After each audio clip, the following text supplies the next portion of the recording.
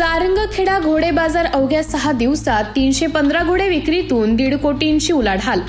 अश्वशौकीनांसाठी अशोक पंढरी म्हणून ओळख असलेल्या सारंगखेडा यात्रेत यावर्षी मोठा उत्साह पाहायला मिळत आहे।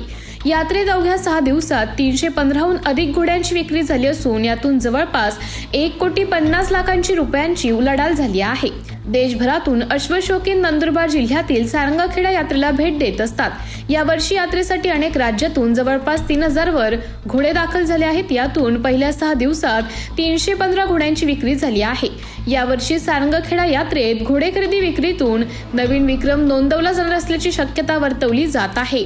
आज सारंगखेड्याच्या अश्व बाजारामध्ये सारंगखेड्याच्या चितक फेस्टिवल मध्ये जवळपास 300 पेक्षा जास्त घोड्यांची विक्री झालेली असून 1.5 कोटीच्या वर त्याचा टर्नओव्हर झालेला आहे। अत्यंत चांगलं वातावरण इथं आहे। खरं म्हणजे मार्केटमध्ये तेजी आहे आणि अजून बरेच दिवस जायचे बाकी आहेत। नक्कीच फार मोठी उलाढाल होण्याची यावर्षीची शक्यता आहे।